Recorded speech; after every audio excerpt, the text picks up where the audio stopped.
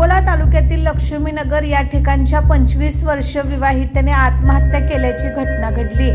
घरचे लोक गुढीपाडव्यानिमित्त नव्याने थाटलेल्या कृषी साहित्याच्या दुकानाच्या उद्घाटनाला जाताच पत्नीने विहिरीत उडी ठोकून आत्महत्या केली। प्रियांका आदिनाथ नरळे, वय वर्ष 25, राहणार लक्ष्मीनगर, तालुका सांगोला असं आत्महत्या केलेल्या विवाहितेचे नाव आहे। सदरची घटना ही 9 एप्रिल रोजी सकाळी 11:30 वाजण्याच्या सुमारास घडली। याबाबत पती आदिनाथ नरळे यांनी सांगोला पोलीस ठाण्यात खबर दिली। पोलिसांनी दिलेल्या माहितीनुसार आदिनाथ, त्यांची पत्नी, सासू हे वगळता कुटुंबातील सर्वजण गुढीपाडव्याच्या निमित्त कृषी साहित्याच्या नवीन दुकानाच्या उद्घाटनाला लक्ष्मीनगर या गावात गेले होते आणि पत्नीने घरचे लोक बाहेर गेल्याची संधी साधत विहिरीत उडी ठोकून आत्महत्या केली। या घटनेची नोंद सांगोला पोलीस ठाण्यात करण्यात आली आहे।